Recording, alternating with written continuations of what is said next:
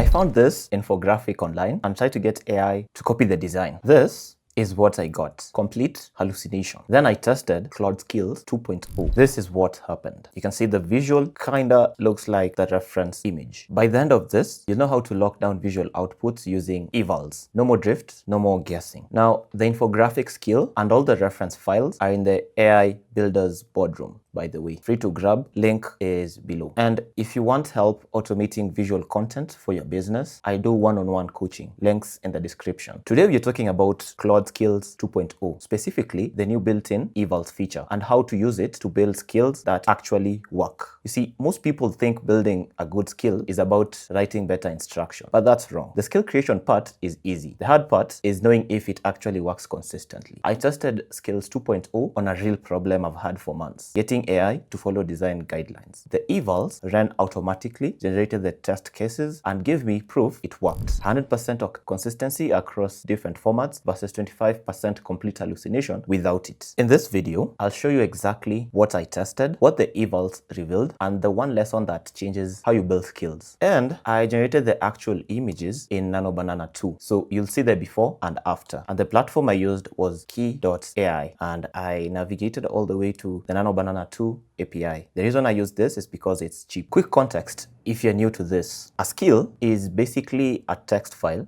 that teaches Claude how to do a specific task. It's called a skill.md file. And you can build them in Claude Code, that's the desktop app, or Claude Code. Both let you create and use skills. Think of it like an SOP for AI. You write the instruction once, package it as a skill, and Claude follows those instructions every time. So instead of pasting the same prompt over and over, you just invoke the skill like typing skill creator, and it follows the workflow you defined. And you don't need to code. I built this entire skill just by talking to Claude conversationally. Skills 2.0 is the new update that adds built-in testing. That's what we are diving into. So here's what I was trying to do. I found this infographic online in dribble.com, and I really like the design style. The purple gradients, specific hex codes, flat illustration style with no outlines except for eyes and noses on the characters. I wanted to see if I could get AI to copy the style consistently. Now, here's the issue. Every time I'd prompt Nanobanana 2, that's the image generation API I was using, it would drift. Colors would be off, gradients would disappear, illustration style would be generic. I'd paste in the design details and it will still hallucinate something completely different. We see this all the time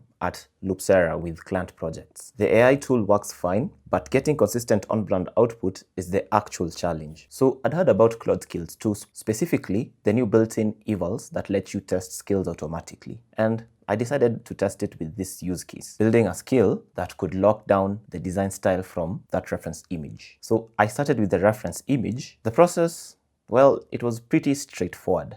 So I started with the reference image I found online. Then I iterated conversationally with Claude in Coac, refining the Nanobanana 2 prompt bit by bit. Each iteration got closer. This was the output I was getting. So this was the very first image. So you can see it kind of looks like the reference, but it's far off from the reference. So for example, you'd notice these characters have got outlines here, which is not the case in the reference image. So you can see these characters don't have black outlines. Also, the icons are in white color, and these purple circles appear to be in like a gradient. So this was the first image. After iterating the second image, it got slightly closer, but you can see the icons, they are not in white, and these circles are not in a gradient. The next iteration step, it now adjusted the characters. Now you see the characters now don't have black outlines, and they have their eyes, noses, and mouths in form of black outlines, which is the case in the reference. This looked good, but then it wasn't that close.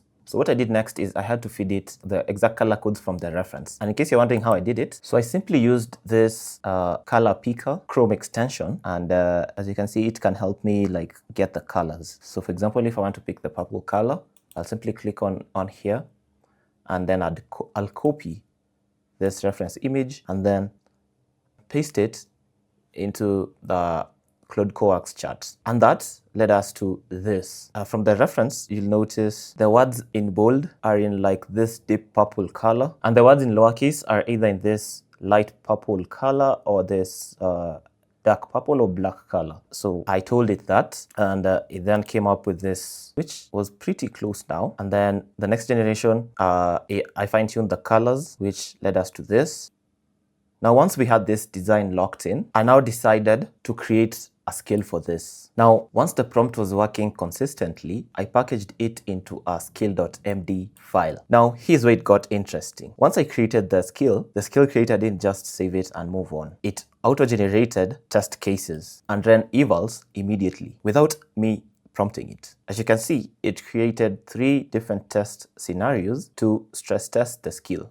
I'm talking 9:16 vertical format, 4:5 portrait format, 1:1 square format. Then it ran each test with the skill, without the skill, and graded them automatically. And you can see the review by clicking here. Now from the evaluation result, you can see it's 100% with the skill and 22% without the skill. Then it ran each test with the skill and without the skill and graded them automatically. The results were pretty dramatic. With the skill, 100% across all 3 formats. So exact hex codes, gradient rules, illustration style, and everything locked. Without the skill, it got 22%. And I don't mean some colors were slightly off. I mean complete hallucination from this image. You can see here we've got random colors, generic AI style, nothing matching the design. Total visual chaos. This is what it generated with the skill, locked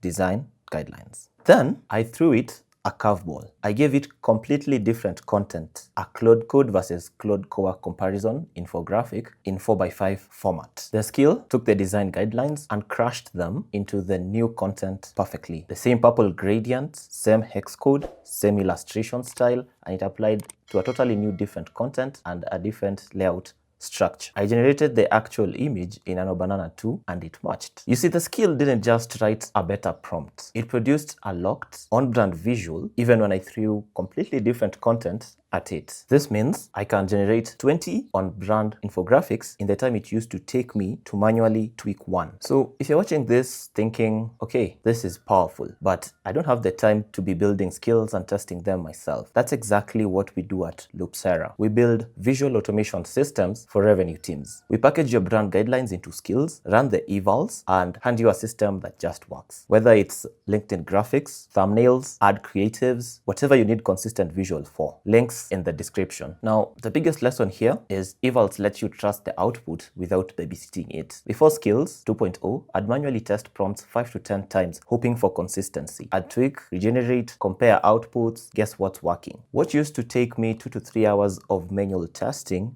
and tweaking now takes 10 minutes. And instead of hoping it works, I have proof. With Skills 2.0, the skill creator auto-generates test cases, runs them in parallel, grades them based on your criteria, and shows you proof it works. You're not guessing anymore. You have data. And this isn't just for copying design styles from reference images. This works for YouTube thumbnails, newsletter graphics, ad creatives, any visual content where brand consistency matters. If you're building skills for clients, evals give you confidence to package brand guidelines into a skill and trust it'll execute correctly every time. And this works on existing skills too. You can run evals on any skill you've already built to see if it still performs well. Now, I'm building a YouTube thumbnail generator skill next, using the same methodology. The pattern is now clear. Refine the prompt conversationally, package it into a skill.md file, let evals prove it works, then deploy. The time savings are massive. Reminder,